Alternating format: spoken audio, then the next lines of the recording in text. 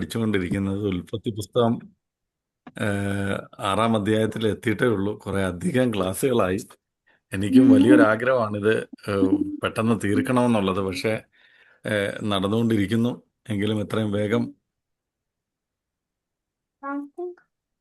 can take this. പ്രാർത്ഥിച്ചുകൊണ്ടിരിക്കുന്നു.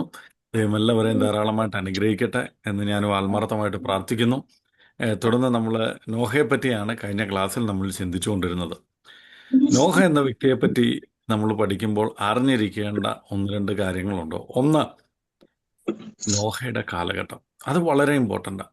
അതെന്താണ് important എന്ന് ചോദിച്ചാൽ, കർത്താവായ യേശു ക്രിസ്തു പോലും എടുത്തു പറഞ്ഞ വാക്കുകൾ അല്ലെങ്കിൽ കാലഘട്ടത്തെ പറ്റി നമുക്ക് കാണാൻ കഴിയുന്നത് നോഹയുടെ കാലഘട്ടമാണ്. നോഹയുടെ കാലഘട്ടം പോലെയാകും അന്ത്യനാളുകൾ അല്ലെങ്കിൽ അന്ത്യ കാലഘട്ടം എന്ന് കർത്താവായ യേശു ക്രിസ്തു പറഞ്ഞിട്ടുണ്ട്. പിന്നെ രണ്ടാമത്, തൻ്റെ കാലഘട്ടത്തെപ്പറ്റി നമ്മൾ ചെറുതായിട്ട് കഴിഞ്ഞ ആഴ്ച ഒന്ന് പഠിച്ചു. അത് ഇപ്രകാരമാണ്: മനുഷ്യൻ്റെ ദുഷ്ടത വലിയതും, അവൻ്റെ ദുഷ്ടത വലിയതായിരുന്നു, ഹൃദയ വിചാരങ്ങളൊക്കെ ദോഷമുള്ളതായിരുന്നത് കൊണ്ട് ദൈവം എന്തോ ചെയ്തു? മനുഷ്യനെ ഉണ്ടാക്കിയത് കൊണ്ട് അനുതപിച്ചു. അതാണ് നമ്മൾ കണ്ടത്. അപ്പം നമ്മളൊരു ചോദ്യം കൊണ്ടാണ് നിർത്തിയത്.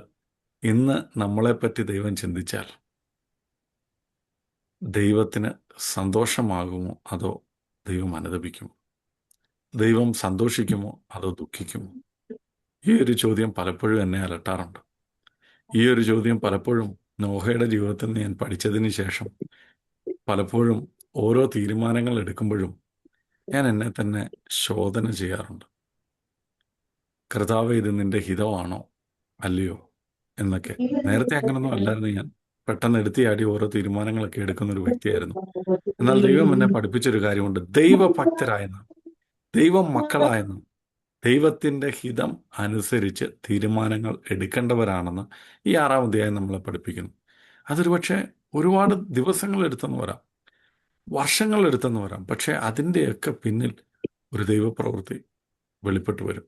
പിന്നെ രണ്ടാമതായിട്ട് നാം കാണേണ്ട ഒരു വാക്ക് അല്ലെങ്കിൽ അറിഞ്ഞിരിക്കേണ്ട ഒരു കാര്യം, നോഹയ്ക്ക് ദൈവം ഒരു പ്രോമിസ് കൊടുത്തു.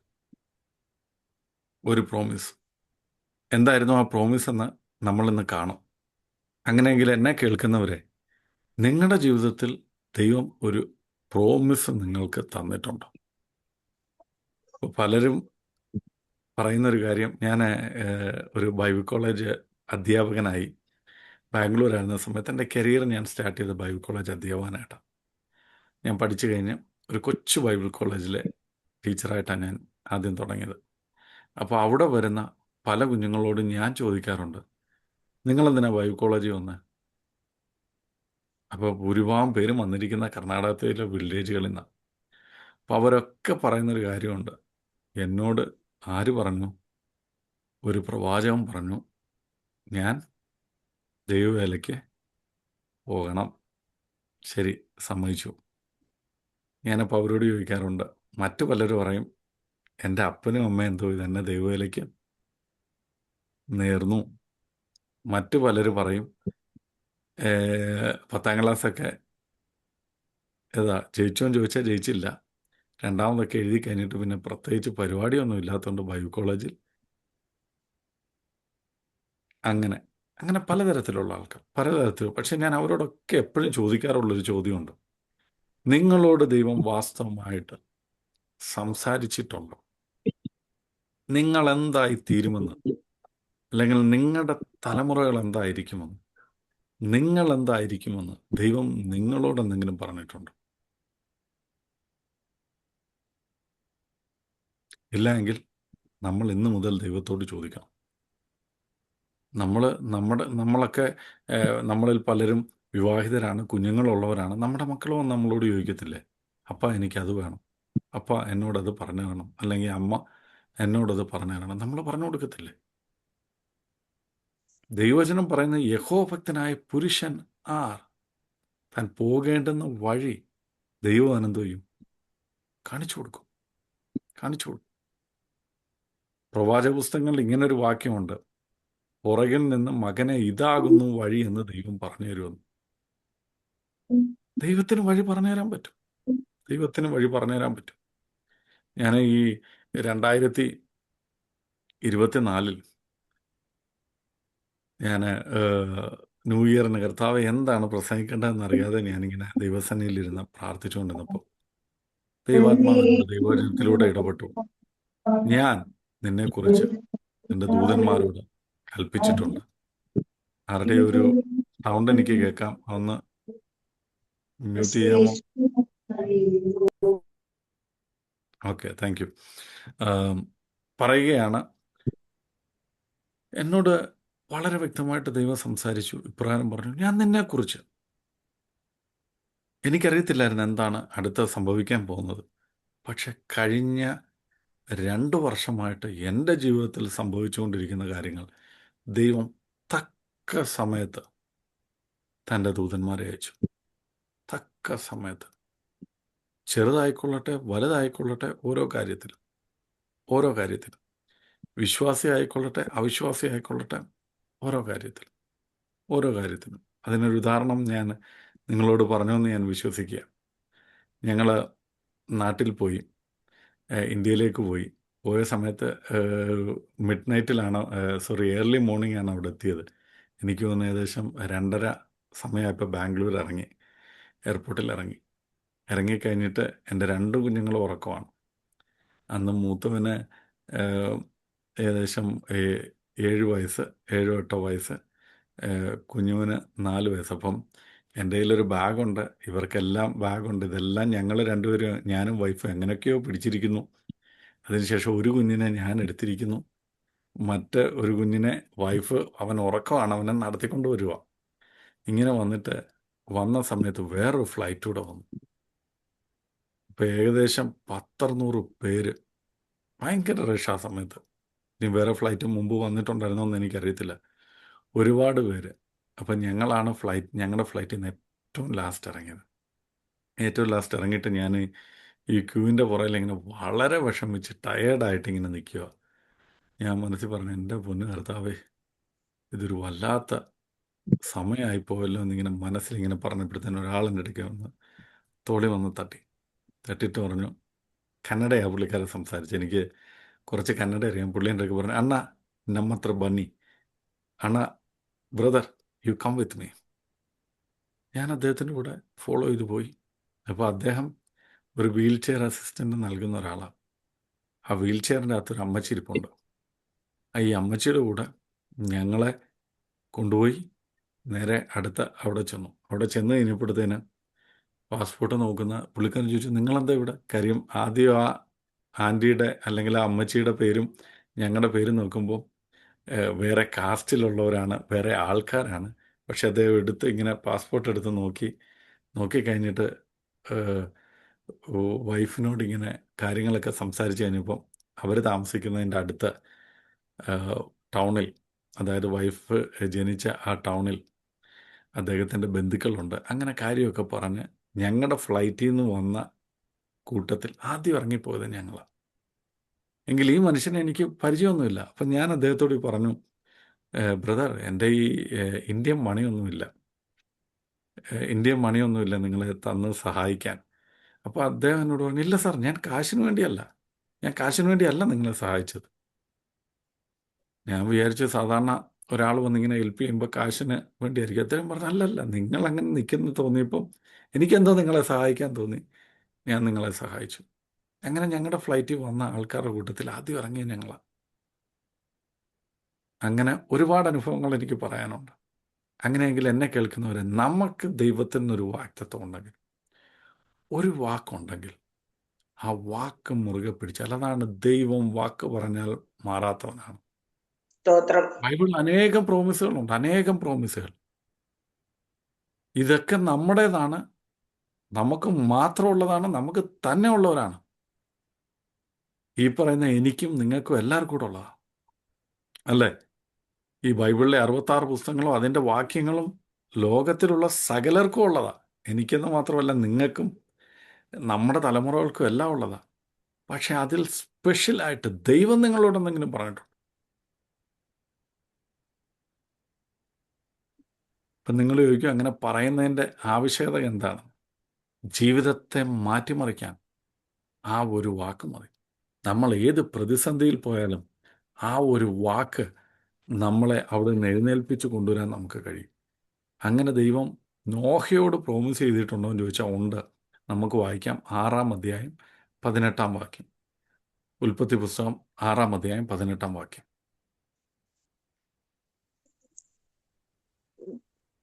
നിന്നോട് നിയമം ചെയ്യും. നീയും നിന്റെ പുത്രന്മാരും ഭാര്യയും പുത്രന്മാരുടെ ഭാര്യമാരും പെട്ടകത്തിൽ കടക്കണം. വായിക്കണോ? മതി മതി. സകല ജീവി ദൈവം പറയുകയാണ്, ഭൂമിയിലുള്ള സകലരും, അതിൻ്റെ തുടർന്നുള്ള വാക്യങ്ങൾ നിങ്ങൾ സമയം കിട്ടും വായിച്ചാൽ മതി. ഭൂമിയിലുള്ള സകലത്തെയും ഞാൻ നശിപ്പിക്കുമ്പോൾ നിന്നെയും നിന്നോട് കൂടെ ഉള്ളവരെയും ഞാൻ എന്തു ചെയ്യും? രക്ഷിക്കും, രക്ഷിക്കും, രക്ഷിക്കും. കഴിഞ്ഞ ദിവസം നമ്മൾ കണ്ടു, മനുഷ്യൻ്റെ ദുഷ്ടത വലുതും ഹൃദയവിചാരങ്ങൾ ദോഷമുള്ളതുമെന്ന് ഉള്ളൊരു സമയത്ത് ദൈവത്തിൻ്റെ കൃപ ലഭിച്ച ഒരു മനുഷ്യൻ. അദ്ദേഹത്തിൻ്റെ പേരാണ് നോഹ. ഞാൻ ഇപ്രകാരമാണ് വിചാരിക്കുന്നത്, ദൈവത്തിൻ്റെ കൃപ അദ്ദേഹത്തിൻ്റെ മേൽ ഉള്ളത് കൊണ്ടായിരിക്കാം അദ്ദേഹത്തെ പറ്റി ദൈവവചനം പറയുന്നു, നിഷ്കളങ്കനായിരുന്നു, നീതിമാനായിരുന്നു, അദ്ദേഹം ദൈവത്തോടു കൂടെ നടന്നതെന്ന്. ഞാൻ ഈ വാക്ക് കേൾക്കുമ്പോൾ, നോഹയെപ്പറ്റി ഓർക്കുമ്പോഴൊക്കെ ഞാൻ എപ്പോഴും ദൈവത്തോട്, കർത്താവ് എനിക്ക് അങ്ങയുടെ കൃപ വേണം, ഈ ഭൂമിയിൽ നിഷ്കളങ്കനായിട്ട് ജീവിക്കാൻ. കാര്യം ഞാൻ വിശുദ്ധനൊന്നുമല്ല, നിങ്ങളെക്കാട്ടിലും ഒക്കെ അത്രയും പോലും പലരുമൊക്കെ ആത്മാർത്ഥയോടെ എല്ലാ ദിവസവും പ്രാർത്ഥിക്കുന്നത് കാണുമ്പോൾ ചില സമയത്ത് എനിക്ക് വിഷമം തോന്നും. എനിക്ക് കൊതി തോന്നും. ഇനി അതിൻ്റെ മലയാളത്തിൽ ഇച്ചിരൂടെ ഇത് പറഞ്ഞാൽ ചില സമയത്ത് അസൂയൊന്നും ചിലവരുടെ പ്രാർത്ഥനയൊക്കെ കേൾക്കുമ്പോൾ ഞാൻ ആലോചിക്കും, കർത്താവ് ഇങ്ങനൊന്നും പ്രാർത്ഥിക്കാൻ എന്നെ കൊണ്ട് പറ്റുന്നില്ലല്ലോ. നിങ്ങൾക്ക് സുനീഷ് വദറിനെ അറിയാമല്ലോ. സുനീഷ് വദർ ഭയങ്കരമായിട്ട് പ്രാർത്ഥിക്കുന്നൊരു മനുഷ്യനാണ്, ആത്മാവിൽ ആരാധിക്കുന്നൊരു മനുഷ്യനാണ്. അതൊക്കെ കാണുമ്പോൾ എനിക്ക് വല്ലാത്ത ആഗ്രഹം അങ്ങനെയൊക്കെ പ്രാർത്ഥിക്കാൻ. അങ്ങനെയൊക്കെ കാര്യം എന്നെ കൊണ്ടൊന്നും പറ്റുന്നില്ല. കുറച്ച് നേരമൊക്കെ ഇരിക്കും, അത് കഴിഞ്ഞതിന് ശേഷം പ്രാർത്ഥിച്ച് ഒരു സമയമൊക്കെ കഴിയുമ്പോഴത്തേനും പിന്നെ ദൈവത്തിൻ്റെ ഒരു കൃപ വേണം. കൃപ. അങ്ങനെയെങ്കിൽ നമ്മൾ പറയണം, കർത്താവേ, എനിക്ക് ജോലി ചെയ്യുന്ന ഉള്ള കൃപയെക്കാട്ടിലും അല്ലെങ്കിൽ മറ്റുള്ള കൃപയെക്കാട്ടിലും ഏറ്റവും എനിക്ക് വേണ്ടത് ഈ വക്രത നിറഞ്ഞ ലോകത്തിൽ, ഈ ദുഷ്ടത നിറഞ്ഞ ലോകത്തിൽ, അല്ലെങ്കിൽ ഹൃദയവിചാരങ്ങളൊക്കെ വഷളത്വം പ്രവർത്തിക്കുന്ന ഈ ലോകത്തിൽ, ഹൃദയവിചാരങ്ങളൊക്കെ ദോഷമുള്ളതായ ഈ ലോകത്തിൽ നോഹയെ പോലെ നിഷ്കളങ്കനായിട്ട് നടക്കാൻ എന്നെ സഹായിക്കണം. അനേകരുണ്ട് അങ്ങനെ നിഷ്കളങ്കരായിട്ട് ദൈവത്തിന് വേണ്ടി ജീവിക്കുന്ന അനേകർ. കാര്യം നമ്മളൊക്കെ പൊതുവെ നമ്മളെയൊക്കെ പറ്റി പറയുന്നത്, മലയാളികളെന്ന് പറഞ്ഞാൽ കുരുട്ടുബുദ്ധിയൊക്കെ അല്പം കയ്യിലുള്ളവരാണെന്ന്. പക്ഷെ അതൊക്കെ മാറ്റിവെച്ചിട്ട് ആത്മാർത്ഥമായിട്ട് ദൈവത്തെ, അതിന് നമുക്ക് ദൈവത്തിൻ്റെ കൃപ വേണം. കൃപ. അങ്ങനെയെങ്കിൽ നോഹ നമ്മളെ പഠിപ്പിക്കുന്നൊരു കാര്യമുണ്ട്. നോഹയ്ക്ക് ദൈവത്തിൻ്റെ കൃപ ലഭിച്ചു. കൃപ ലഭിച്ചു കഴിഞ്ഞിട്ട് അദ്ദേഹത്തെ പറ്റി പറയുന്ന കാര്യം എന്താണെന്നറിയാമോ? ഈ തലമുറയിൽ ആരായിരുന്നു? നോഹ നീതിമാനായിരുന്നു. 6-ാം അധ്യായം 8-ാം വാക്യമാണ്. എന്നാൽ നോഹയ്ക്ക് യഹോവയുടെ കൃപ ലഭിച്ചു. നോഹയുടെ വംശപാരമ്പര്യം നിന്ന് നോഹ നീതിമാനും തൻ്റെ തലമുറയിൽ നിഷ്കളങ്കനുമായിരുന്നു. നോഹ ദൈവത്തോട് കൂടെ നടന്നു. തൻ്റെ നിഷ്കളങ്കത്വം,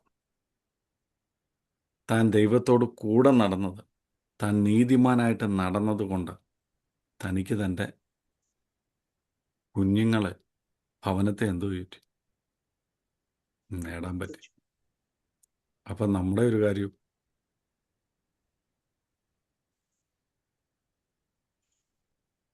നമ്മുടെ മക്കളോടൊക്കെ നമ്മൾ ദൈവത്തെയൊക്കെ പറ്റി പറഞ്ഞാൽ അവരിപ്പോൾ ചെറുതായതുകൊണ്ട് നമ്മളോടൊക്കെ വന്നിരിക്കും, പ്രാർത്ഥിക്കാം.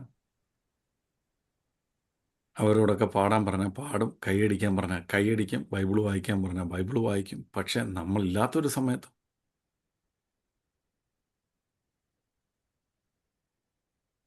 അവർ ഒറ്റയ്ക്കായിരിക്കുന്ന ഒരു സമയത്തോ, അല്ലെങ്കിൽ ഒരു പ്രിയർ പ്രഷറിൻ്റെ നടുക്ക്, അല്ലെങ്കിൽ കൂട്ടുകാരുടെ മധ്യത്തിലൊക്കെ ആയിരിക്കുന്ന ഒരു സമയത്തോ. എന്നാൽ ഇവിടെ പറയുകയാണ്, തൻ്റെ കുടുംബത്തെ നേടുവാൻ ഈ നീതിമാനായ വ്യക്തിക്ക് കഴിഞ്ഞു. ഇദ്ദേഹത്തെപ്പറ്റി, ഈ നോഹയെപ്പറ്റി പഴയ നിയമത്തിലും പുതിയ നിയമത്തിലും പറഞ്ഞിട്ടുണ്ട്. നമുക്ക് വായിക്കാം. എസെക്കിയേലിൻ്റെ പുസ്തകം 14-ാം അധ്യായം 14-ാം വാക്യം. Ezekiel chapter 14 verse 14.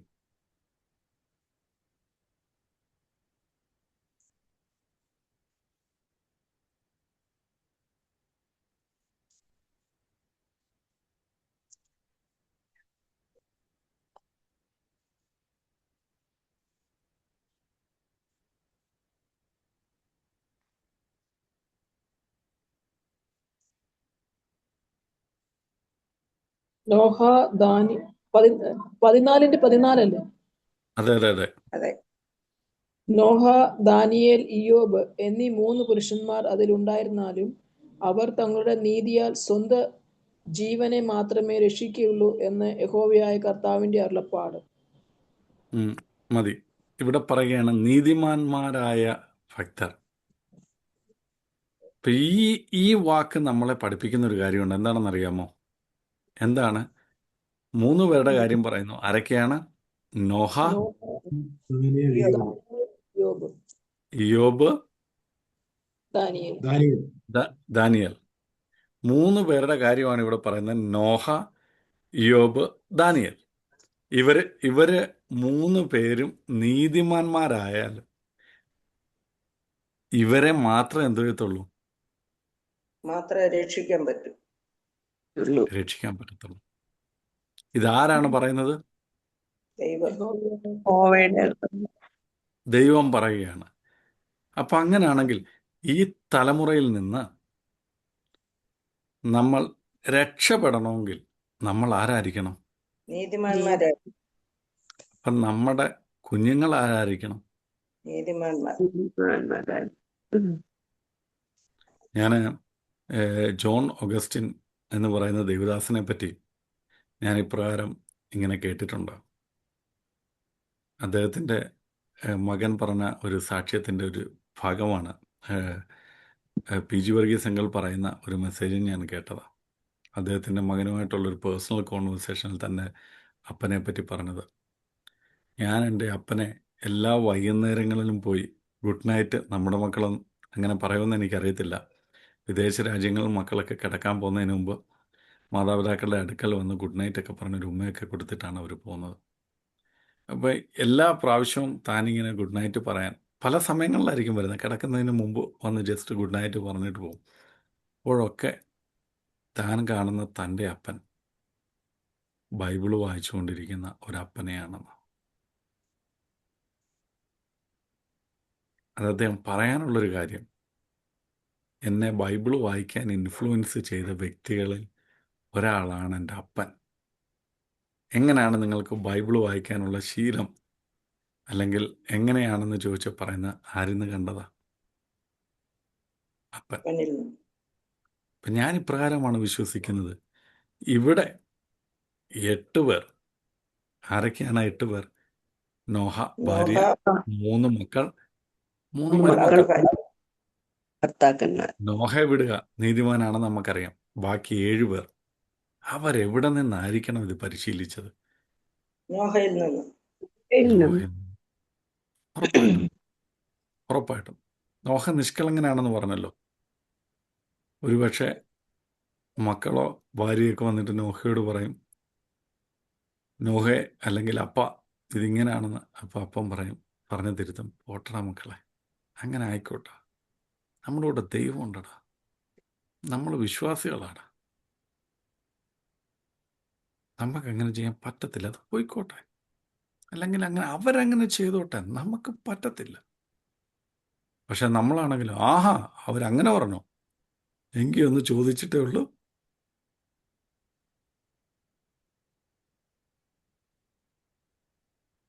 അത് ആദ്യം തുടങ്ങേണ്ടത് നമ്മുടെ വീട്ടിലാണ്. ആദ്യം തുടങ്ങേണ്ടത് നമ്മുടെ വീട്ടിലാണ്. ഞാൻ എന്നെ എന്നെ കോൾ ചെയ്തിട്ടുള്ളവർക്ക് അറിയാം. എന്നോട് ആരെങ്കിലും ഒരു കാര്യം പറഞ്ഞാൽ അത് എൻ്റെ ഞാൻ പൊതുവെ പ്രാർത്ഥിച്ചേ നിർത്താറുള്ളൂ. പ്രത്യേകിച്ച് പാസ്റ്റർ ആയതുകൊണ്ട് പലരും വിളിച്ചിട്ട് നമ്മളോട് ജീവിതത്തിൽ സംഭവിച്ച കാര്യങ്ങൾ അല്ലെങ്കിൽ മറ്റു പലരും ചെയ്ത കാര്യങ്ങളൊക്കെ പറയും. അപ്പം ഞാനത് പൊതുവെ കേൾക്കാറുണ്ട്. അപ്പം പണ്ടൊരു ഒരു ആളെ എന്നെ വിളിച്ചിട്ട് പറഞ്ഞു, പാസ്റ്ററെ എങ്കിലും നിങ്ങളത് കേട്ടല്ലോ, ഞങ്ങളെപ്പറ്റി പറയുന്നത് കേട്ടല്ലോ. ഞാൻ പറഞ്ഞു കേട്ടു, എങ്കിലും നിങ്ങളങ്ങനെ കേൾക്കാൻ പാടില്ലായിരുന്നു. ഞാൻ പറഞ്ഞത് ഓക്കെ, പക്ഷേ ആ കോൺവെർസേഷൻ്റെ അവസാനം എന്തായിരുന്നെന്ന് സഹോദരിക്കറിയാമോ? അപ്പോൾ പറഞ്ഞില്ല. ഞാൻ പറഞ്ഞു മനുഷ്യനാണ്, എല്ലാവർക്കും അങ്ങനെ ബലഹീനതകൾ പറ്റും. ഇനി നാളെ നമുക്ക് സംഭവിക്കാം.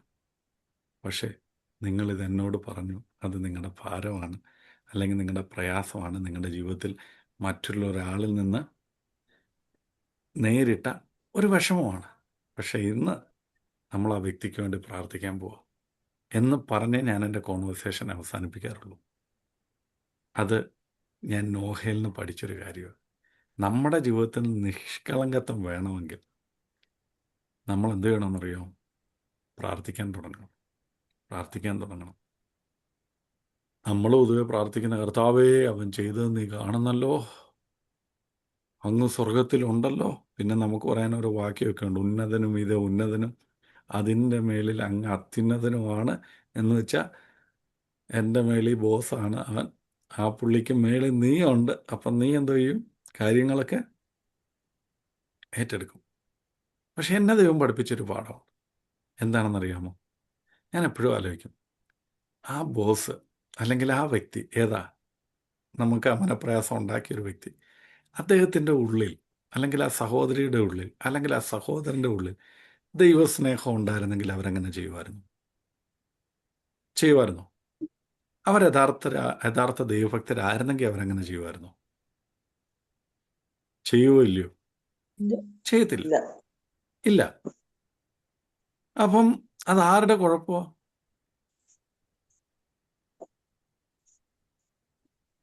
അത് ചോദിക്കുമ്പോൾ എന്നോടൊരു വിഷമം, ആ പുള്ളിയോട് ഇനി സുവിശേഷം കൂടെ പറയാനിട്ടേ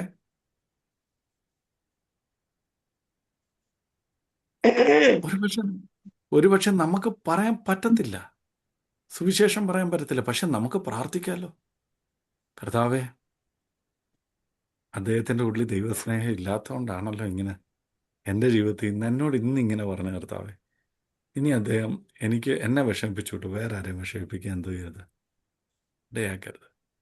എന്നെ ചീത്ത വിളിച്ചുവിട്ട് വേറെ ആരെയും വിളിക്കരുത് കർത്താവ്. അങ്ങയുടെ സ്നേഹം എന്തെന്നറിയുക, അവരെ സഹായിക്കണമെന്ന് നമുക്കൊന്ന് പ്രാർത്ഥിക്കാമല്ലോ. അങ്ങനെ ഒരു 3-4 പ്രാവശ്യം നമ്മൾ പ്രാർത്ഥിച്ച് കഴിയുമ്പോൾ ഉണ്ടല്ലോ, ആദ്യം ഇച്ചിരി ദേഷ്യമൊക്കെ വരും പ്രിയമുള്ളവരെ. പിന്നീട് അങ്ങോട്ട് പ്രാർത്ഥിച്ച് കഴിയുമ്പോൾ നമുക്ക് അവരോട് സഹതാപം തോന്നും. നമ്മൾ വിചാരിക്കും എന്ത് നല്ല മനുഷ്യനായിരുന്നു, പക്ഷെ ദൈവത്തെ ദൈവസ്നേഹം ഉണ്ടായിരുന്നെങ്കിൽ. നമ്മൾ പലരും പറയും ഭീകരന്മാരെയൊക്കെ പട്ടാളക്കാർ വെടിവെച്ച് കൊല്ലുമ്പോൾ അവനൊക്കെ ചാകേണ്ടവനായിരുന്നു. പക്ഷെ അവർക്ക് ദൈവസ്നേഹം ഉണ്ടായിരുന്നെങ്കിൽ അവരങ്ങനെ ചെയ്യുമായിരുന്നു. അവരൊക്കെ ഇപ്പോൾ ഏതെങ്കിലും ഒരു സ്ഥലത്ത് ഇവാഞ്ചലിസ്റ്റന്മാരായിട്ട് നടക്കത്തില്ലായിരുന്നു. ദൈവത്തിന് വേണ്ടി ജീവൻ കൊടുക്കുന്നവരായിട്ട് അവർ മാറത്തില്ലായിരുന്നു. നമ്മൾ പലർക്കും വേണ്ടി പ്രാർത്ഥിക്കാറുണ്ട്, പക്ഷെ ഭീകരന്മാർക്ക് വേണ്ടി പ്രാർത്ഥിക്കുമോ?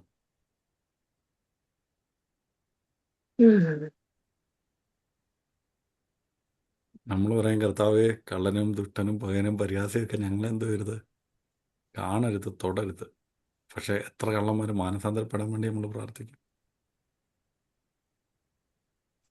ചെറിയ കാര്യത്തിൽ നിന്ന് നമ്മൾ തുടങ്ങണം. നമുക്ക് വലിയ കാര്യങ്ങളൊക്കെ പിന്നീട് ചെയ്യാം. അത് ചെറുത്, സ്റ്റെപ്പ് ബൈ സ്റ്റെപ്പായിട്ട്.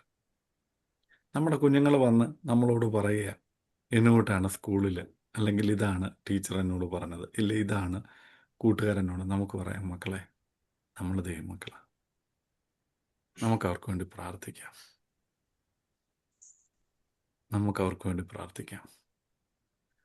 ഞാൻ എൻ്റെ ഒരു പ്രാർത്ഥന റിക്വസ്റ്റാണ്, ഞങ്ങളുടെ കൂട്ടത്തിലുള്ള കുഞ്ഞുങ്ങളുടെ മേലൊക്കെ ദൈവത്തിൻ്റെ ആത്മാവിൻ്റെ സാന്നിധ്യം പകരണം. ഞാൻ എപ്പോഴും പറയും, കർത്താവ്, ഇതങ്ങയുടെ വാഗ്ദത്ത അന്ത്യ നാളിൽ സകല ജഡത്തിന്മേലും എൻ്റെ ആത്മാവിനെ പകരാമെന്ന് അങ്ങയുടെ വാഗ്ദത്തമാണല്ലോ എന്ന് പറഞ്ഞ് ഞാൻ ഓരോ കുഞ്ഞുങ്ങൾക്ക് വേണ്ടി പ്രാർത്ഥിക്കും. അങ്ങനെ ഇരുന്ന് കഴിഞ്ഞപ്പോൾ ഞാൻ ഒരു ദിവസം എൻ്റെ മോൻ്റെ പ്രാർത്ഥന ഞാൻ ശ്രദ്ധിച്ചു. പുള്ളിക്കാരൻ ഓരോരുത്തരുടെ പേര് പറയും, Lord pore out your spirit upon. അടുത്ത ആളുടെ പേര് പറയും, Lord pore out your spirit upon. നമ്മൾ പറയുന്നത് അവനത് എത്രത്തോളം മനസ്സിലാക്കിയാ പറയുന്നതെന്ന് എനിക്കറിയത്തില്ല. കാര്യം പുള്ളിക്കാരൻ 2ാം ക്ലാസ്സിലായിട്ടേ ഉള്ളൂ.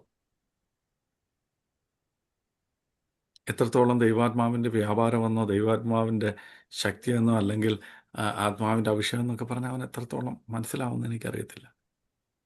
പക്ഷേ എന്ന് പറയുന്നത് പോലെ നമുക്ക് നോഹയിൽ നിന്നൊരു പാഠം പഠിക്കാം. എന്താണെന്നറിയാമോ? ഇവിടെ പറയുന്നു, നീതിമാൻ അവൻ ദൈവത്തിൻ്റെ സ്പെഷ്യൽ കെയറിലുള്ളവർ, അവരെ ദൈവം വിടുവിക്കും. അപ്പം ഒരു കുടുംബം മുഴുവൻ നീതിയുള്ളവരാണെങ്കിലും, ഒരു സമൂഹം മുഴുവൻ നീതിയുള്ളവരാണെങ്കിലും, ഒരു തലമുറ മുഴുവൻ നീതിയുള്ളവരാണെങ്കിലും ദൈവം ഓർക്കത്തില്ലേ? ദൈവം അവരെ സഹായിക്കത്തില്ലേ? പിന്നീട് പുതിയ നിയമം നോഹയെപ്പറ്റി പറയുന്നൊരു വാക്കുണ്ട്. എബ്രായ ലേഖനം 11-ാം അധ്യായം 7-ാം വാക്യം. Hebrews chapter 11 verse 7.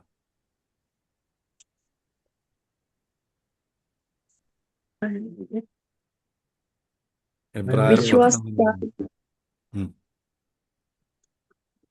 വായിച്ചോളൂ. വിശ്വാസത്താൽ നോഹ അതുവരെ കാണാത്തവയെ കുറിച്ച് അരുളപ്പാടുണ്ടായിട്ട് ഭയഭക്തി പൂണ്ട് തന്റെ കുടുംബത്തിന്റെ രക്ഷയ്ക്കായിട്ട് ഒരു പെട്ടകം തീർത്തു. അതിനാൽ അവൻ ലോകത്തെ കുറ്റം വിധിച്ച് വിശ്വാസത്താലുള്ള നീതിക്ക് അവകാശിയായി തീർന്നു. ആമേൻ. മതി. Thank you. ഇവിടെ കണ്ടോ, 2 ഗുണഗണങ്ങളൂടെ നോഹയെപ്പറ്റി പറയുന്നുണ്ട്. നമ്മൾ കേട്ടു, ഒന്ന് നിഷ്കളങ്കനായിരുന്നു, ദൈവത്തോടു കൂടെ നടന്ന വ്യക്തിയായിരുന്നു, നീതിമാനായിരുന്നു. ഇത് 3ഉം ഉൽപ്പത്തി പുസ്തകത്തിൽ പറയുന്നു. എസെക്കിയേലിൻ്റെ പ്രവചന പുസ്തകത്തിൽ പറയുന്നു നോഹ നീതിമാനാണെന്ന്. എന്നാൽ പുതിയ നിയമത്തിലേക്ക് വരുമ്പോൾ പറയുന്നു താൻ ആരായിരുന്നു? വിശ്വാസം. വിശ്വാസം. ദൈവം പറഞ്ഞ കാര്യങ്ങൾ പ്രവർത്തിക്കാൻ തക്കവണ്ണം വിശ്വാസമുള്ള, നീതിക്ക് അവകാശിയായി തീർന്നു. ഭക്തി ഉണ്ടായിരുന്നു, ദൈവഭക്തി. അപ്പൊ തൻ്റെ ജീവിതത്തിലെ ഈ വിശ്വാസം, തൻ്റെ ജീവിതത്തിലെ യഹോവഭക്തി, ഇതൊക്കെ ആർക്കും മാതൃകയായിരുന്നു? തൻ്റെ കുടുംബത്തിന് മാതൃകയാണ്. ഞാൻ എപ്പോഴും പറയാറുള്ളൊരു കാര്യം, നമ്മളെപ്പറ്റി മറ്റുള്ളൊരു സാക്ഷ്യം പറയും. ഇപ്പം എന്നെപ്പറ്റി എന്നെ ഈ കൂട്ടത്തിൽ കണ്ടിട്ടുള്ളവരാരുമില്ല എന്നാണ് ഞാൻ വിശ്വസിക്കുന്നത്. നമ്മൾ നേരിട്ട് സൂമിലൂടെയൊക്കെ കണ്ടിട്ടുള്ളൂ. അപ്പം നിങ്ങളോട് എന്നെപ്പറ്റി ചോദിച്ചാൽ പിന്നെ ആ പുള്ളിയെപ്പറ്റി അറിയാം, ഏതാ, ഞങ്ങൾക്ക് കുറച്ച് ക്ലാസ്സൊക്കെ എടുത്തിട്ടുണ്ട്, നല്ല മനുഷ്യനാണ് എന്ന് പറയും. പക്ഷേ അത് ആരോട് ചോദിക്കണമെന്നറിയോ? എൻ്റെ ഭാര്യയോടും കുഞ്ഞുങ്ങളോടും ചോദിക്കണം, മക്കളെ അപ്പൻ എങ്ങനെ ഉണ്ട്? അപ്പം അവർ പറയും, ഈ പറയുന്നതൊക്കെ സത്യമാണോ?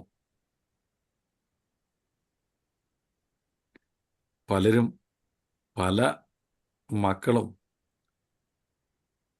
തങ്ങളുടെ മാതാപിതാക്കൾ ദൈവത്തെ വിശ്വസ്തയോടെ സേവിക്കുന്നത് കണ്ട് ദൈവവേല ചെയ്യണമെന്ന് ആഗ്രഹിക്കുന്നവരെ എനിക്കറിയാം.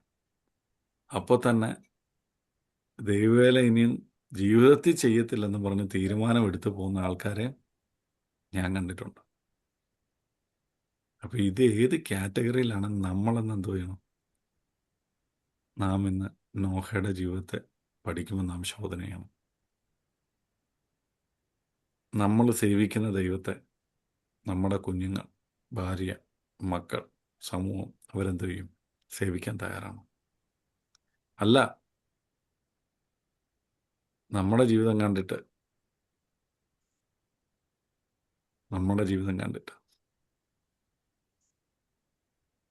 അത് ഞാനൊരു സംഭവ കഥ ഇപ്രകാരം വായിച്ചിട്ടുണ്ട്. റഷ്യയിൽ ഒരാളൊരു റെസ്റ്റോറൻറ്റിലേക്ക് കയറി പോകുന്ന സമയത്ത് ഈ റെസ്റ്റോറൻറ്റിൻ്റെ പുറകിൽ ആ ഹോട്ടലിൻ്റെ മുമ്പിൽ ഒരു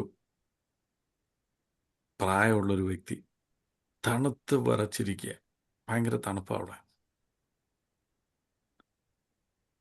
ഇരുന്ന് അദ്ദേഹം ഹെൽപ്പ് ചോദിച്ചുകൊണ്ടിരിക്കുക. അങ്ങനെ റെസ്റ്റോറൻറ്റിലേക്ക് കയറി പോകുന്ന സമയത്ത് ഈ വ്യക്തി ഇങ്ങനെ അദ്ദേഹത്തെ നോട്ടീസ് ചെയ്തു. അതിനുശേഷം തിരിച്ചു വന്നതിന് ശേഷം അദ്ദേഹം ഒരു ചെറിയ ബർഗർ ഈ പുള്ളിക്കാരന് മേടിച്ചുകൊണ്ട് കൊടുത്തു. പുറത്തിരിക്കുന്ന ആൾക്ക് മേടിച്ചുകൊണ്ട് കൊടുത്തു. അതിനുശേഷം അദ്ദേഹം തിരിച്ചു പോയി തൻ്റെ കയ്യിലുള്ള സാധനങ്ങളൊക്കെ വെച്ചിട്ട് താൻ ഇട്ടിരുന്ന ജാക്കറ്റ് ഊരി അദ്ദേഹത്തിന് കൊടുത്തിട്ട് പറഞ്ഞു, ജീസസ് ലവ്സ് യു എന്ന് പറഞ്ഞു. അത് കേട്ട് കഴിഞ്ഞപ്പോഴത്തേന് ഈ ബർഗറും മേടിച്ച വ്യക്തി, ആ ജാക്കറ്റ് വാങ്ങിച്ച വ്യക്തി, അദ്ദേഹം ഈ മനുഷ്യൻ്റെ കാൽക്കൽ വീണു എന്നാണ് ഞാൻ കേട്ടിട്ടുള്ളത്. അദ്ദേഹം പറഞ്ഞു, എനിക്ക് യേശു കർത്താവ് ആരാണെന്ന് അറിയത്തില്ല, പക്ഷെ എനിക്കൊരു കാര്യം അറിയാം, you are the Jesus hmm I see. ഞാൻ കണ്ടിട്ടുള്ള ഒരു യേശു ക്രിസ്തു അത് നിങ്ങളാണ്. കാര്യം യഥാർത്ഥ യേശുവിനെ ഞാൻ ഇന്നു വരെ കണ്ടിട്ടില്ല, പക്ഷെ ഞാൻ കണ്ടിട്ടുള്ളൊരു യേശു അത് നിങ്ങളാണ്. ഉടുത്തിരുന്ന ജാക്കറ്റ് ഊരി കൊടുത്തിട്ട് പോകുന്നൊരു വ്യക്തി. കാര്യം അദ്ദേഹത്തിന് അറിയാം, ഞാനിനി പോകുന്ന എൻ്റെ വീട്ടിലേക്ക്, അല്ലെ കയറുന്ന കാറിലേക്ക്. കാറിൽ ഹോട്ട് AC ഉണ്ട്, വീട്ടിൽ ചെന്നാൽ എനിക്ക് വേറൊരു ജാക്കറ്റുണ്ട്. ഈ മനുഷ്യൻ്റെ കാര്യം എന്താവും?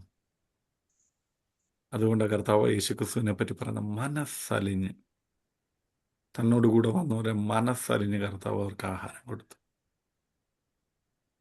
നയീം പട്ടണത്തിലെ വിധവയെ പറ്റി പറയുന്ന അവളുടെ അവസ്ഥ മനസ്സിലായിക്കൊണ്ട് കർത്താവ് ലാസറിന്റെ കല്ലറയ്ക്ക് ചെന്നപ്പോൾ കണ്ണുനീർ. ഇതൊക്കെ നമ്മളെ സംബന്ധിച്ച് നോഹയുടെ കാലം. അതാ ഞാൻ പറഞ്ഞു വരുന്നത്. ഇവിടെ നമ്മൾ 5 സ്വഭാവ സവിശേഷതയിൽ നോഹയിൽ കണ്ടു. 1, നീതിമാൻ, നിഷ്കളങ്കൻ, ദൈവത്തോടുകൂടെ നടന്നു. ഒരു നിയമത്തിലേക്ക് വരുമ്പോൾ അദ്ദേഹത്തിന് വിശ്വാസം ഉണ്ടായിരുന്നു. ദൈവം പറഞ്ഞ കാര്യങ്ങൾ ചെയ്യുവാൻ അദ്ദേഹത്തിന് വിശ്വാസം ഉണ്ടായിരുന്നു. യഹോവ ഭക്തനായിരുന്നു. ഇനിയും വളരെ വേഗത്തിൽ നമ്മുടെ നോഹയുടെ കാലഘട്ടത്തെ പറ്റി കൂടെ നമുക്കൊന്ന് നോക്കാം. എന്താണ് നോഹയുടെ കാലഘട്ടം? മത്തായി എഴുതിയ സുവിശേഷം 24-ാം അധ്യായം 37 മുതലുള്ള വാക്യങ്ങൾ.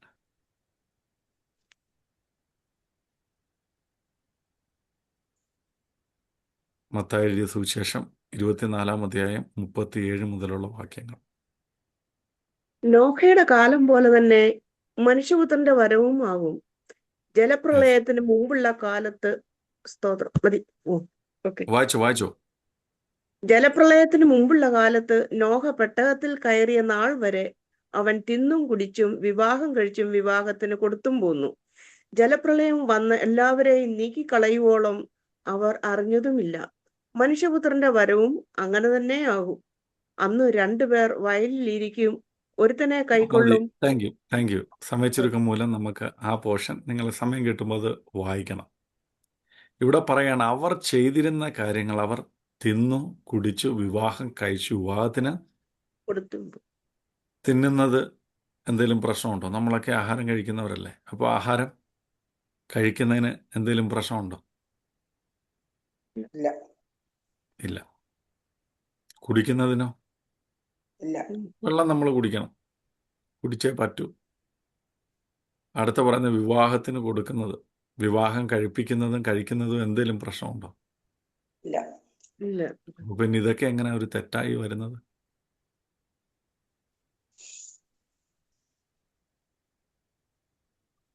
ഇതൊക്കെ എങ്ങനെ? അതിൻ്റെ പ്രസക്തി അറിയണമെങ്കിൽ നമ്മൾ വായിക്കേണ്ട മത്തായി എഴുതിയ സുവിശേഷം 25-ാം അധ്യായമാണ്. അടുത്ത അധ്യായത്തിലേക്ക് വരുമ്പോൾ കർത്താവ് പറയുന്ന കുറച്ച് കാര്യങ്ങളുണ്ട്. അത് ഞാൻ പല പ്രാവശ്യം പറഞ്ഞിട്ടുള്ള കാര്യമാണ്. എങ്കിലും ഇത് എക്സ്പ്ലെയിൻ ചെയ്യണമെങ്കിൽ അതുകൂടെ നമ്മളൊന്ന് വായിച്ചേ പറ്റത്തുള്ളൂ. അവിടെ കർത്താവായ യേശുക്രിസ്തു പറയുന്നൊരു കാര്യമുണ്ട്. മത്തായി എഴുതിയ സുവിശേഷം അവസാന വാക്യങ്ങളിലേക്ക് വരുമ്പോൾ പറയുന്നൊരു കാര്യം എന്താണെന്നറിയാമോ?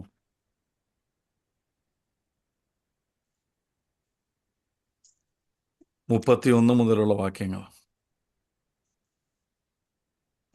മനുഷ്യപുത്രൻ തന്റെ തേജസ്സോടെ സകല വിശുദ്ധ ദൂതന്മാരുമായി വരുമ്പോൾ അവൻ ഉം, തന്റെ തേജസ്സിന്റെ സിംഹാസനത്തിൽ ഇരിക്കും. ഉം, സകല ജാതികളെയും അവന്റെ മുമ്പിൽ കൂട്ടും. അവൻ ഉം, അവരെ ഇടയൻ ചെമ്മരയാടുകളെയും കോലാട്ടുകളെയും തമ്മിൽ വേർതിരിക്കുന്നത് പോലെ വേർതിരിച്ച് ചെമ്മരയാടുകളെ തന്റെ വലത്തും കോലാടുകളെ ഇടത്തും നിർത്തും. രാജാവ് ഉം. തന്റെ വലത്തുള്ളവരോട് അരുളി ചെയ്യും, എന്റെ പിതാവിനാൽ അനുഗ്രഹിക്കപ്പെട്ടവരെ വരുവിൻ, ലോകസ്ഥാപനം മുതൽ നിങ്ങൾക്കായി ഒരുക്കിയിരിക്കുന്ന രാജ്യം അവകാശമാക്കിക്കൊള്ളുവിൻ. എനിക്ക് വിശന്നു, നിങ്ങൾ ഭക്ഷിപ്പാൻ തന്നു, ദാഹിച്ചു, നിങ്ങൾ കുടിപ്പാൻ തന്നു, ഞാൻ അതിഥിയായിരുന്നു, നിങ്ങൾ എന്നെ ചേർത്തുകൊണ്ടു, നഗ്നനായിരുന്നു, നിങ്ങൾ എന്നെ ഉടുപ്പിച്ചു, രോഗിയായിരുന്നു, നിങ്ങൾ എന്നെ കാണുവാൻ വന്നു, തടവിലായിരുന്നു, നിങ്ങൾ എന്റെ അടുക്കൽ വന്നു. അതിനു നീതിമാന്മാർ അവനോട്, കർത്താവേ, ഞങ്ങൾ എപ്പോൾ നിന്നെ വിശന്നു കണ്ടിട്ട് ഭക്ഷിപ്പാൻ തരികയോ ദാഹിച്ചു കണ്ടിട്ട് കുടിപ്പാൻ തരികയോ ചെയ്തു? ഞങ്ങൾ എപ്പോൾ നിന്നെ അതിഥിയായിട്ട് കണ്ടിട്ടു ചേർത്തുകൊള്ളുകയോ നഗ്നനായി കണ്ടിട്ട് ഉടുപ്പിക്കുകയോ ചെയ്തു? നിന്നെ മതി. രോഗിയായിട്ട് താങ്ക് യു. അപ്പം നിങ്ങൾ ഇന്ന് കിടക്കുന്നതിന് മുമ്പൊക്കെയാണ് ഈ പോർഷൻ ഒന്ന് വായിക്കണം. ഇവരെ ദൈവം കർത്താവായ യേശു ക്രിസ്തു ഈ സിംഹാസനത്തിലിരിക്കുന്ന കർത്താവ് വിളിക്കുന്ന പേരെന്താ?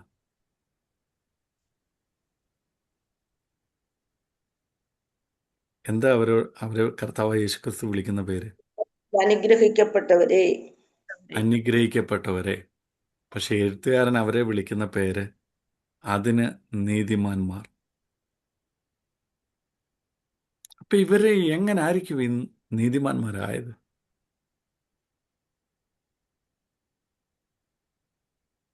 അവര് രോഗിയായിരുന്നപ്പോൾ കാണുവാൻ വന്നു, തടവിലായിരുന്നവരെ അങ്ങനെ തങ്ങൾക്ക് കിട്ടിയ പ്രവർത്തിച്ചു.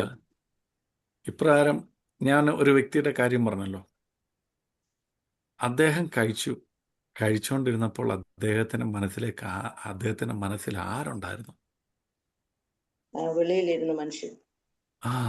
എനിക്ക് ആഹാരമുണ്ട്, പക്ഷെ ഇന്ന് ആഹാരം കഴിക്കാത്ത ഒരു വ്യക്തി വെളിയിലുണ്ട്. പക്ഷെ നമ്മൾ പൊതുവെ ചെയ്യുന്ന എന്തുവാ? കർത്താവേ, നൽകി തന്ന ആഹാരത്തിനായിട്ട് സ്തോത്രം, ഈ ആഹാരത്തെ അനുഗ്രഹിക്കണമേ, ഇതുണ്ടാക്കിയവരെ അനുഗ്രഹിക്കണമേ, ഭക്ഷിച്ച് അങ്ങയുടെ നാമത്തിന് വേണ്ടി ജീവിപ്പാൻ ഞങ്ങളെ സഹായിക്കണമേ, ആഹാരമില്ലാത്തവർക്ക് ആഹാരം അങ്ങ് കൊടുക്കണമേ. അപ്പം പിന്നെ നമ്മളാരാ? നമ്മളത് ഈ ഭൂമിയിലാക്കിയിരിക്കുന്ന എന്തിനാ? ദൈവം പറയാം, നീതിമാന്മാരെ, അനുഗ്രഹിക്കപ്പെട്ടവരെ.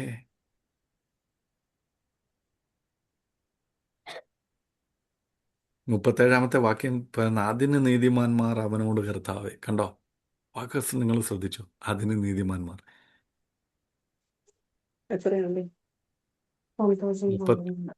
37 വാക്യം, അതിന് നീതിമാന്മാർ അവനോട് കർത്താവേ. ഞങ്ങൾ അപ്പം എപ്പോൾ നിന്നെ വിശന്നു കണ്ടിട്ട് അല്ല, ഞാൻ ആ വാക്കൊന്ന് എംഫസൈസ് ചെയ്യുന്ന ഒന്ന് എടുത്ത് പറഞ്ഞേ ഉള്ളൂ.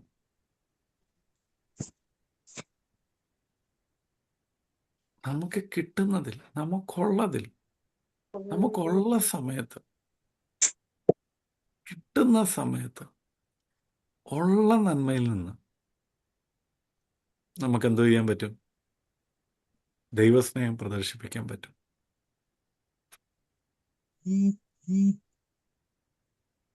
ഇനി ഞാനൊരു ചെറിയൊരു ഉദാഹരണം പറയാം. നമ്മുടെ മക്കൾക്കൊക്കെ ബ്രാൻഡ് സാധനങ്ങളൊക്കെ ഭയങ്കര ഇഷ്ടമാണ്. എൻ്റെ കുഞ്ഞുങ്ങൾക്ക് ഇഷ്ടമാണ്.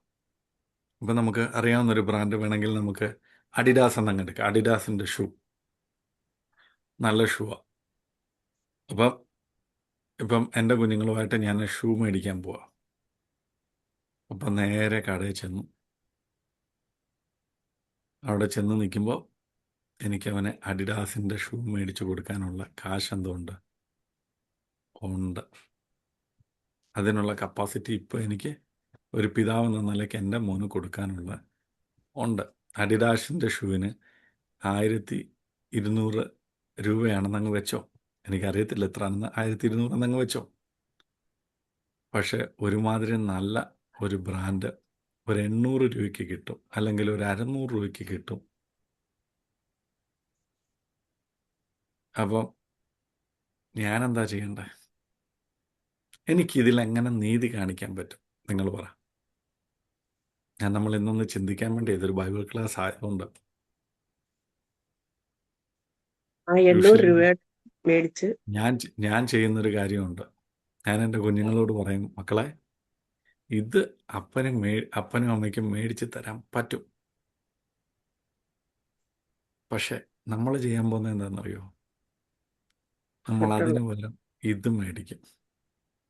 ഇത് മേടിച്ചിട്ട് ഷൂ ഇല്ലാത്ത വേറെ കുഞ്ഞുങ്ങളുണ്ടല്ലോ, ബുക്കും പുസ്തകമൊക്കെ ഇല്ലാത്ത കുഞ്ഞുങ്ങളില്ലേ, നമുക്കവരെ ഈ കാശ് കൊണ്ട് നമുക്ക് എന്തോ ചെയ്യാം? സഹായിക്കും. പക്ഷെ അത് സഹായിക്കണം കേട്ടോ. അല്ലാതെ പിള്ളേരെ പറ്റിക്കാൻ വേണ്ടി 600 രൂപയുടെ ഷൂ മേടിച്ചു കൊടുത്തിട്ട് ബാക്കി കാര്യം ചെയ്താൽ അവർക്കും മനസ്സിലാവും. അടുത്ത പ്രാവശ്യം അവർ അപ്പാ ഡയലോഗൊക്കെ അങ്ങ് വിട്, കാര്യമൊക്കെ അങ്ങ് മാറ്റി വെക്ക്. നിങ്ങളുടെ ഹൃദയത്തിൻ്റെ നിരൂപണങ്ങളൊക്കെ ദൈവത്തിന് മാത്രമല്ല, ഇപ്പം ഞങ്ങൾക്കും അറിയാവുന്ന മക്കൾ പറയും.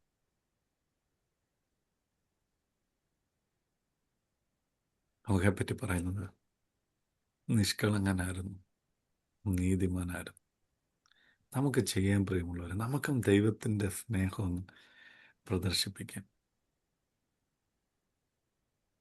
അത് നമുക്കാരും ബോധിപ്പിക്കാൻ ഒന്നും ചെയ്യണ്ട.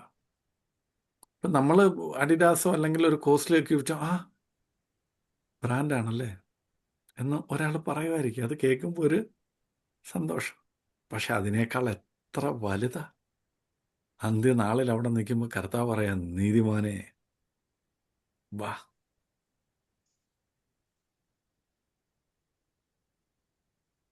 നീതിമാനെ. നോഹയുടെ കാലത്തിൻ്റെ പ്രത്യേകത ഉണ്ടോ? തിന്നുന്നു, കുടിക്കുന്നു, വിവാഹം കഴിക്കുന്നു, വിവാഹം കഴിപ്പിക്കുന്നു. എന്ന് വെച്ചാൽ സ്വന്തം ഇഷ്ടം, സ്വന്തം കാര്യം.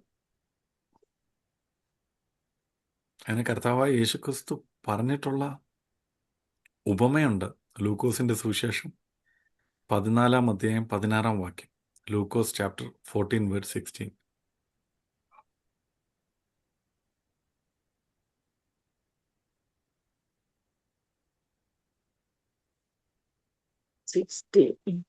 എല്ലാവരും ഒരുപോലെ ഒഴികഴിവ് പറഞ്ഞു തുടങ്ങി.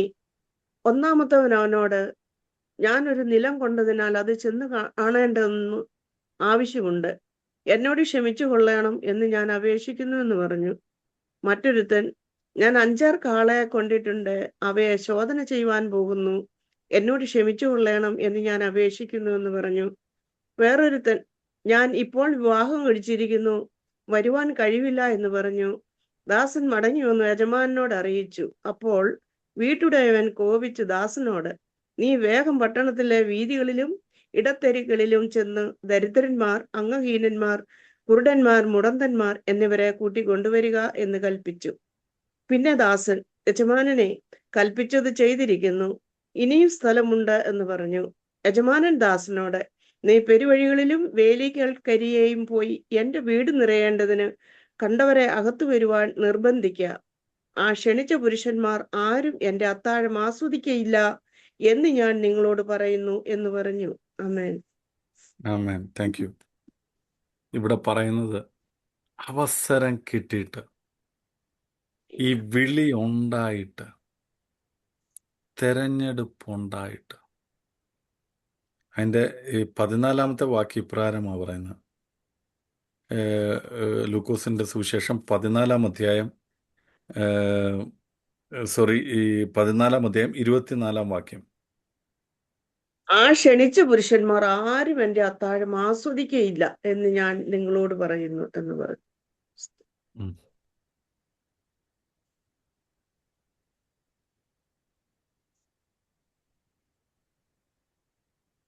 ഹല്ലേലൂയ. കണ്ടോ, ക്ഷണം ഉണ്ടായിരുന്നു, തെരഞ്ഞെടുപ്പുണ്ടായിരുന്നു, അവസരം ഉണ്ടായിരുന്നു. പക്ഷേ അവർക്കതിലേക്ക് കടക്കാൻ കഴിഞ്ഞില്ല. ഇന്ന് ദൈവജനം നമ്മളോട് പറയുന്നൊരു കാര്യമുണ്ട്. നമ്മുടെ മുമ്പിലും അവസരങ്ങൾ ഒരുപാടുണ്ട്. നമ്മുടെ മുമ്പിലും ദൈവം നമുക്ക് കാണിച്ചു തന്ന മാതൃകയുണ്ട് ജീവിക്കുവാൻ അനേകം ആൾക്കാർ. അതുകൊണ്ടാണ് പുതിയ നിയമത്തിൽ പറയുന്ന സാക്ഷികളുടെ വലിയൊരു സമൂഹം നമ്മുടെ മുമ്പിൽ നിൽക്കുക. ആരാണ് സാക്ഷികൾ? പറഞ്ഞു തുടങ്ങുന്നത് തന്നെ, വിശ്വാസവീരന്മാരുടെ കാര്യം പറഞ്ഞു തുടങ്ങുന്നത് തന്നെ ഹാബേൽ തൊട്ട. ഹാബേലുണ്ട്. ഹാബേൽ നമ്മളെ പഠിപ്പിക്കുന്നൊരു കാര്യം എങ്ങനെയാണ് ആരാധിക്കേണ്ടതെന്ന്. അടുത്ത കാര്യം വരുമ്പം ഹാനോക്കുണ്ട്, ഷേത്തുണ്ട്. എങ്ങനെ ദൈവഭയത്തിൽ ദൈവാരാധനയിൽ തലമുറയെ വളർത്തിക്കൊണ്ട മനുഷ്യൻ. ഹാനോക്കുണ്ട്. ഹാനോക്ക് നമ്മളോട് പറയും, എനിക്ക് ദൈവത്തോട് ഭാര്യയും കുഞ്ഞുങ്ങളും മക്കളൊക്കെ ഉണ്ടായിരുന്നെങ്കിലും ദൈവത്തോടു കൂടെ നടക്കാൻ പറ്റും. അടുത്ത ആള് നോഹ. നോഹ നമ്മളോട് പറയും, ആ തലമുറയൊക്കെ വഷളത്വവും ദോഷവും വക്രതയും ഉണ്ടായിരുന്നെങ്കിലും അതിൻ്റെ മധ്യത്തിൽ നീതിമാനായി നിഷ്കളങ്കനായി ദൈവത്തോടുകൂടെ നടക്കാൻ, ദൈവം പറഞ്ഞ കാര്യങ്ങൾ വിശ്വാസത്തോടെ ചെയ്യുവാൻ, യഹോവഭക്തിയിൽ നടക്കാൻ സാധിച്ചു. എനിക്ക് കഴിഞ്ഞു. ഈ ഉപമ തന്നെ മത്തായി എഴുതിയ സുവിശേഷം 22-ാം അധ്യായത്തിൽ ഇത് തന്നെ പറയുന്നത്. 22-ാം അധ്യായത്തിൽ പറഞ്ഞു വരുന്നിട്ട് ഈ ഉപമ പറഞ്ഞു വന്നിട്ട് 14-ാമത്തെ വാക്യം വരുമ്പോൾ ഇപ്രകാരമാണ് പറയുന്നത്. അനേകർ 13-ാമത്തെ വാക്യം, രാജാവ് ശുശ്രൂഷക്കാരോട് ഇവനെ കൈയും കാലും കെട്ടി ഏറ്റവും പുറത്തുള്ള ഇരുട്ടിൽ തള്ളിക്കളയുവിൻ, അവിടെ കരച്ചിലും പള്ളികടിയും ഉണ്ടാകുമെന്ന് പറഞ്ഞു. വിളിക്കപ്പെട്ടവർ അനേകം, തിരഞ്ഞെടുക്കപ്പെട്ടവരോ ചുരുക്കം. കണ്ടോ, ഈ തലമുറകളുടെ മധ്യത്തിൽ വിളിക്കപ്പെട്ട അനേകരുണ്ട്. അവരൊക്കെ പറയും, ദൈവം എന്നെ വിളിച്ചതാ, ഞാൻ വിശ്വാസിയാ, ഞാൻ അതാണ് ഇതാണെന്നൊക്കെ പറയും. പക്ഷെ ഇന്ന് പകൽക്കാലം നിങ്ങൾ തിരഞ്ഞെടുക്കപ്പെട്ടവരാണ്. തിരഞ്ഞെടുക്കപ്പെട്ടവരാണ്. ആ തിരഞ്ഞെടുപ്പ് എങ്ങനെ വരുന്നത്? രാജാവ് എല്ലാവർക്കും കൊടുത്തു അവസരം. ഇൻവിറ്റേഷൻ എല്ലാവർക്കും ഉണ്ടായിരുന്നു. എല്ലാവരെയും വിളിച്ചു. പക്ഷെ അവര് തിരഞ്ഞെടുത്തു. ആരായി തിരഞ്ഞെടുത്ത്? ദൈവമാണോ തിരഞ്ഞെടുത്തത്? രാജാവാണോ തിരഞ്ഞെടുത്തത്? വിളി എല്ലാവർക്കും ഉണ്ടായിരുന്നു, അല്ലേ? നിങ്ങൾക്ക് സംശയം ഉണ്ടെങ്കിൽ 22-ാം അധ്യായമൊക്കെ ഒന്ന് വായിച്ചു നോക്കിയാൽ മതി. അവിടെ പറയുന്നുണ്ട്, അവൻ കല്യാണത്തിന് ക്ഷണിച്ചവരെ വിളിക്കേണ്ടതിന് തൻ്റെ ദാസന്മാരെ അയച്ചു. അപ്പോൾ ഒരുപാട് പേരെ ക്ഷണിച്ചു. നമുക്കറിയാം, നമ്മുടെയൊക്കെ കല്യാണത്തിന് 200, 300, 1000, 1500 ഒക്കെ ആൾക്കാരെ വിളിക്കും. വിളിച്ചെന്നും പറഞ്ഞ് എല്ലാവരും വരണമെന്നുണ്ടോ? ഇല്ല.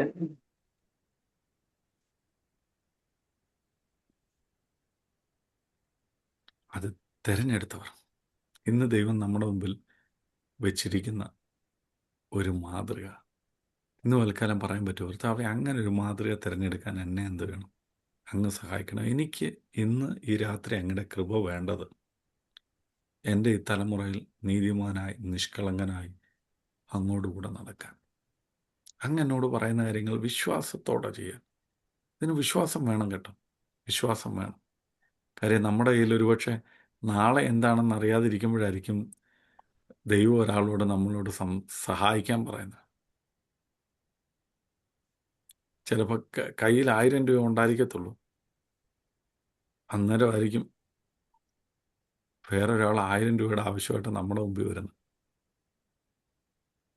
അപ്പം നമ്മളെന്തോ ചെയ്യും? എനിക്കിതേ ഉള്ളൂ എന്നും പറഞ്ഞ് നമ്മളെന്തോ ചെയ്യും? പക്ഷെ ദൈവം പറയുന്ന കാര്യങ്ങൾ വിശ്വാസത്തോടെ ചെയ്യാൻ ആർക്ക് വിശ്വാസം ഉണ്ടായിരുന്നു? നോയ്ക്ക് വിശ്വാസമാണ്. എന്നാൽ ദൈവത്തിൽ വിശ്വസിച്ച് നിങ്ങൾ 1000 കൊടുത്താൽ ദൈവം നിങ്ങൾക്ക് ഒരുപക്ഷെ 2000 തന്നിരിക്കും. പക്ഷെ നിങ്ങളൊരു കാര്യം അതിൻ്റെ അകത്തുനിന്ന് പഠിക്കുക. എന്താണെന്നറിയോ? വിശ്വാസം. നമ്മൾ കേട്ടിട്ടുള്ള മെസ്സേജുകളെല്ലാം നിങ്ങൾ 1000 കൊടുത്താൽ ദൈവം 10,000 തരുമെന്നായിരിക്കും. പക്ഷെ ചില സമയത്ത് ദൈവം നമ്മളെ വിശ്വാസം പഠിപ്പിക്കും. അതുകൊണ്ടാണ് ദൈവജനം പറയുന്നത്, കഷ്ടത സഹിഷ്ണുതയും, സഹിഷ്ണുത സിദ്ധതയും, സിദ്ധത പ്രത്യാശയെ ഉളവാക്കുന്നു. കഷ്ടത എന്നൊക്കെ പറയുമ്പം അതിൽ നിന്ന് നീക്കുപോക്കും അതേ നമ്മൾ പ്രാർത്ഥിക്കുന്നത് അല്ലേ? ഇങ്ങനെ ഇന്നൊരു കഷ്ടത വന്നു, അതിൻ്റെ അകത്തുനിന്ന് നീക്കുപോക്ക് കൊണ്ട് എന്തെങ്കിലും പ്രയോജനം ഉണ്ടാവും? ഇല്ല. അത് കഷ്ടത എന്തോ ആക്കി മാറ്റണം? അത് സഹിഷ്ണുത. സഹിക്കാനുള്ള. അതുകൊണ്ടാണ് ദൈവജനം പറഞ്ഞത് സഹിച്ച് വരുമ്പോൾ നമ്മൾ അതിൻ്റെ അകത്ത് എന്തോ ചെയ്യും? എക്സ്പേർട്ട് സിദ്ധന്മാരായിട്ട് മാറും. പിന്നെ ആ കഷ്ടത എങ്ങനെ വീണാലും പൂച്ചയുടെ കാര്യം പറഞ്ഞോട്ടെ 4 കാലം നിൽക്കാൻ നമ്മളെന്തോ ചെയ്യും? പഠിക്കും. അങ്ങനെ വരുമ്പോൾ നമുക്ക് എന്തോ ഉണ്ടാവും? പ്രത്യാശയുണ്ടാവും. പക്ഷെ ഇതങ്ങനല്ല. ഒരു കഷ്ടത വരുമ്പോഴേ ഉടനെ നമ്മൾ ഉപവാസം പ്രഖ്യാപിക്കും, കർത്താവേ ഇതിൽ നിന്നൊരു നീക്കുപോക്ക് വരണേ എന്ന് നമ്മൾ എന്തോ ചെയ്യും?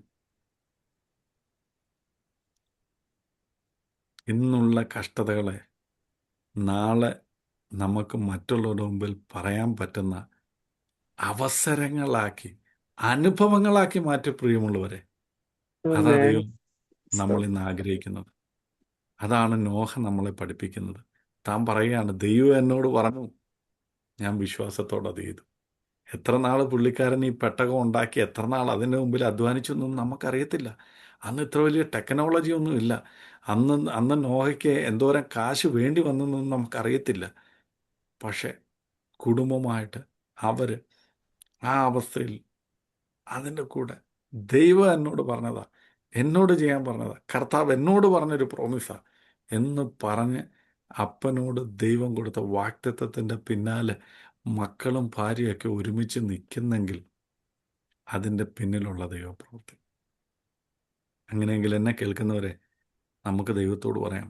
ദൈവം നോഹയോട് പറഞ്ഞു, നിന്നെയും നിൻ്റെ കൂടുള്ളവരെയും ഞാൻ എന്തു ചെയ്യും? കാത്തു രക്ഷിക്കും. ദൈവം രക്ഷിച്ചു. അതിനുശേഷം പിന്നെ ഒരു പ്രോമിസ് ദൈവം കൊടുക്കുന്നുണ്ട്. പിന്നെയും ദൈവം പ്രോമിസ് കൊടുക്കുന്നുണ്ട്. 9-ാം അധ്യായം 11 തൊട്ടുള്ള വാക്യങ്ങൾ നമുക്ക് കാണാം. ദൈവം പറയാണ്, ഇനിയും എന്ത് ചെയ്യത്തില്ല? ഞാൻ വെള്ളപ്പൊക്കം മൂലം നശിപ്പിക്കത്തില്ല. അതിന് അടയാളമായിട്ട് എന്തോ കൊടുത്തു? ഒരു മഴവില്ല് കൊടുത്തു. എന്നിട്ട് ദൈവം പറയണേ, മഴവില്ല് കാണുമ്പോഴൊക്കെ സകല ജീവജാലങ്ങളും എന്തോ ഓർക്കും? ഞാൻ നിങ്ങളോട് ചെയ്ത നിയമം നമ്മളും ഓർക്കും, ദൈവവും ഓർക്കും. ഞാനിന്ന് പറയണമെന്ന് വിചാരിച്ചൊരു കാര്യമാണ്, ഓർക്കുന്ന ദൈവം. God remembered. സമയം കിട്ടുകയാണെങ്കിൽ അടുത്ത ആഴ്ച നമുക്കതിനെപ്പറ്റി ചിന്തിക്കാം. ദൈവം നമ്മളോടൊരു വാക്ക് ദൈവം പറഞ്ഞിട്ടുണ്ടെങ്കിൽ ആരത് ഓർക്കും? ദൈവം ഓർക്കും. നമ്മളും അത് ഓർക്കും. ഇതിപ്പം ദൈവം നമ്മളോടും ഒന്നും പറഞ്ഞിട്ടില്ല, നമുക്കും ഒന്നും ഇല്ലാത്തതുകൊണ്ട് നമ്മളെന്തോ ചെയ്യുന്നു? ഓർക്കത്തില്ല. നമുക്കും ഓർക്കാനൊന്നുമില്ല. ദൈവത്തിനും പ്രത്യേകിച്ച് നമ്മളെക്കുറിച്ച് ദൈവം എന്തെങ്കിലും പറഞ്ഞിട്ട് വേണ്ടേ ഓർക്കാൻ? ദൈവത്തിൽ നിന്ന് എന്തെങ്കിലും കേട്ടിട്ട് വേണ്ട നമുക്കും ഓർക്കാൻ. പക്ഷെ ദൈവം പറയുകയാണ്, നോഹയോട് പറയുകയാണ്, നിനക്കെന്തോണ്ട്? ഹല്ലേലൂയ. ആ ഒരു വാക്യയുടെ ജസ്റ്റ് വായിച്ച് ഞാൻ എൻ്റെ വാക്കുകളെ ഇന്ന് അവസാനിപ്പിക്കാൻ പോവുകയാണ്. 6-ാം അധ്യായം 18-ാം വാക്യം.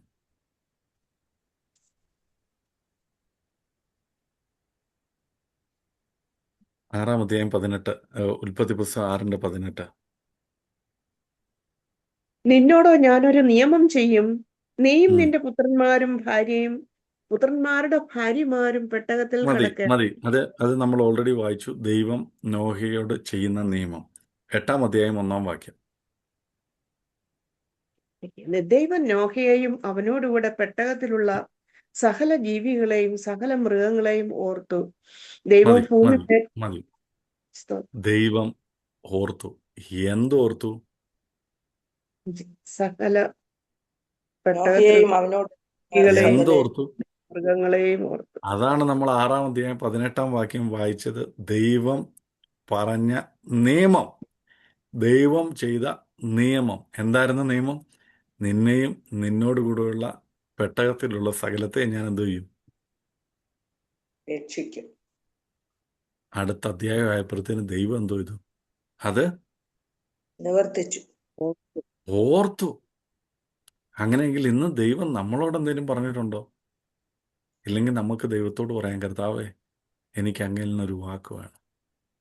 എന്നെപ്പറ്റി, എൻ്റെ ഭാവിയെപ്പറ്റി, എൻ്റെ തലമുറയെപ്പറ്റി അങ്ങേക്കൊരു ഉദ്ദേശം ഉണ്ടെന്നറിയാം. അതെന്നെ എന്ത് ചെയ്യണം? ഓർപ്പിക്കണം.